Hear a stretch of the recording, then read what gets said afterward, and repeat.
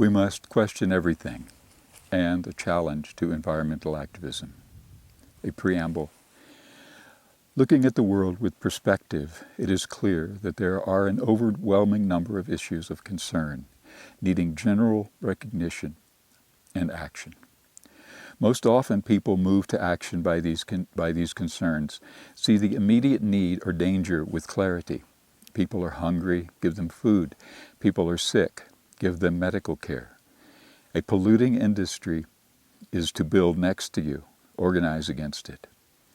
Actions that arise in such direct ways address immediate needs and must be supported, and have the most immediate benefit on people's lives. Where one begins an analysis of a problem or issue can make substantive differences in approaches. Seeing primarily the most immediate and clearly addressable form of an issue can miss ways to address, with essentially the same amount of effort, the problems more globally.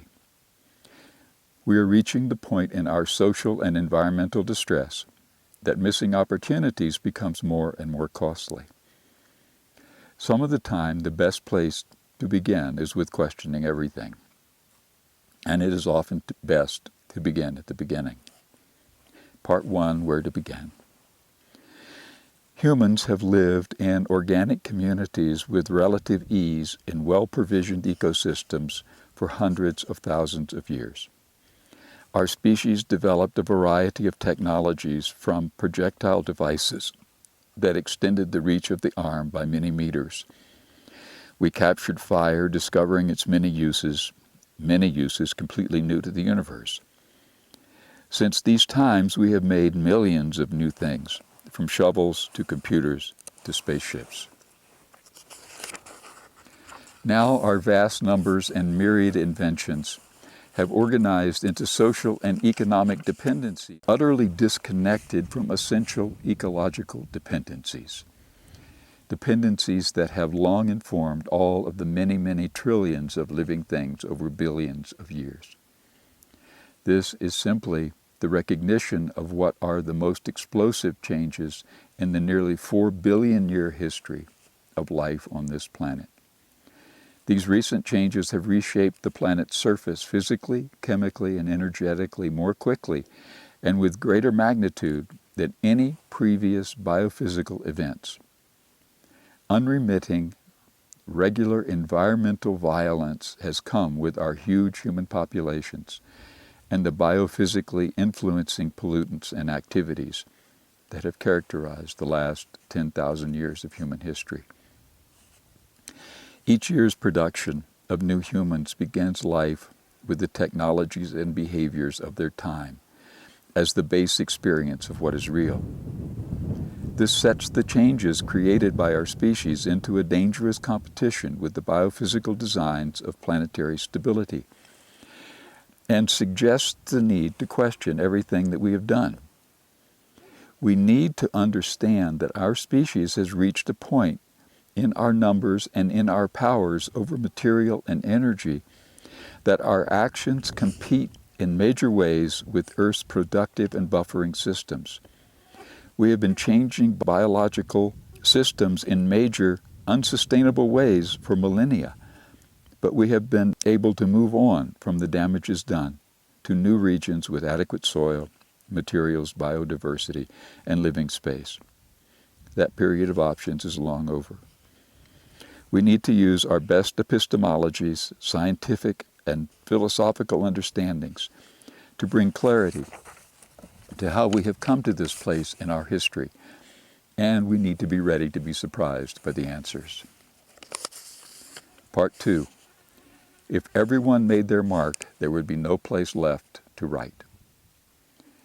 For millions of years, the biological world organized the behaviors and communities of ours and related species. Today, we organize and make judgments not from any ecological informing source, but by what has been accomplished within the design of social valuing. A community or social system adapts a hierarchy of performable actions for which a variety of practical and social rewards are attained. A most underlying principle of social life in all human societies is to find ways of being valued, to accomplish something, either within the overarching social hierarchies or within the hierarchies of some part of society.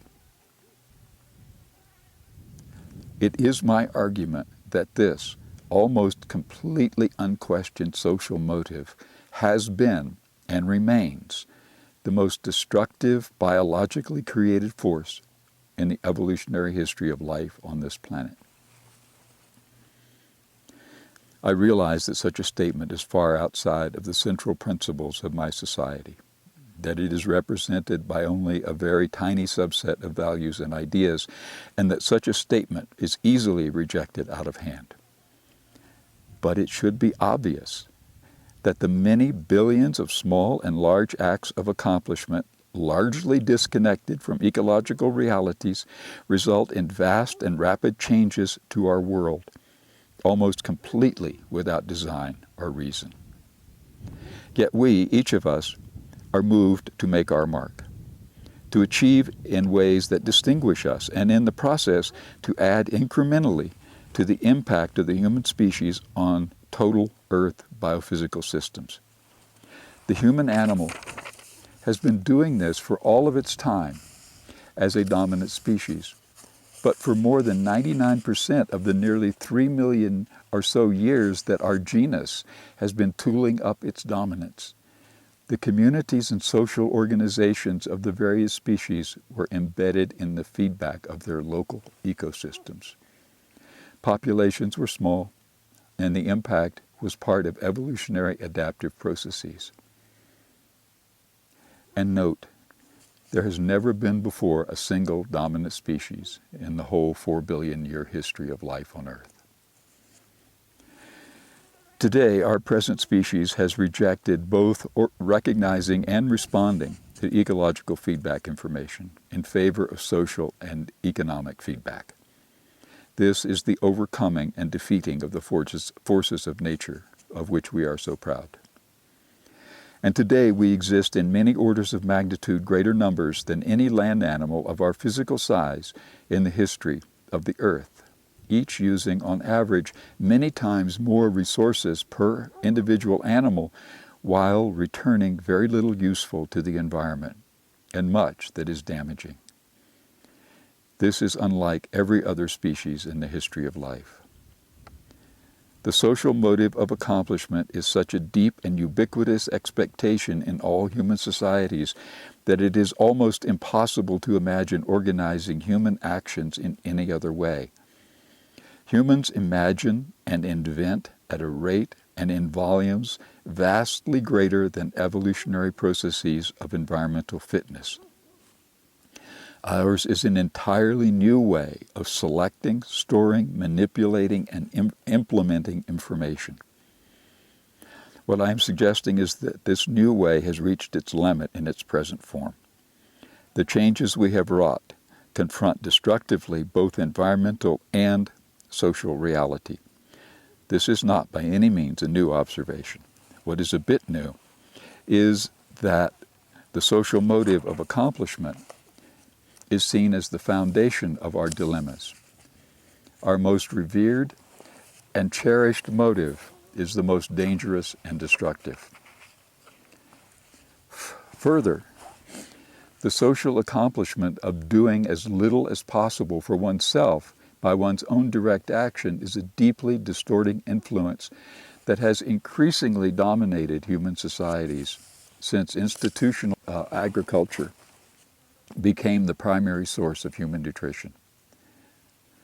It means that wealth must be accumulated as a sort of violence to force others to do the onerous and devalued things that must be done.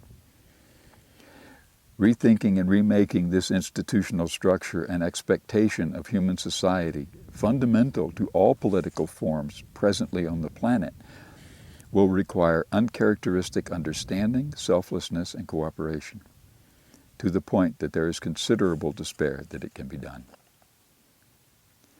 But accomplishment as human motive will not be removed. Social hierarchy with its defining activities will not be removed. The human activities of imagination and invention will not be removed. But changes within these givens must be imagined and must be implemented. Accomplishments and social valuing can be measured against projections of long-term destructiveness to social and environmental systems. Material and energy use limits can become society-wide expectations, along with a shifting from personal material accomplishment to various forms of personal non-material attainments. These things are possible. Humans have the capacity to imagine, invent, and implement imaginative thought. Up to this point, these powers, while supplying us with literally incredible material accomplishments, have brought us to the brink of environmental and social catastrophe. Still, these capacities do have the potential to recognize the realities of the moment, can give credence to informed knowledge sources, and imagine, invent, implement designs that reorder human habits and expectations. Individual humans and groups of humans have been making decisions that benefit community for as long as the species has existed. In fact, the valuing of the community over individual attainments or privilege has been fundamental to human survival and can become so again. A few millions of people are in the process of understanding these things, and some of them are acting on them. While no viable solution to the present dilemmas may be forthcoming, we are the only animal that can even make the effort.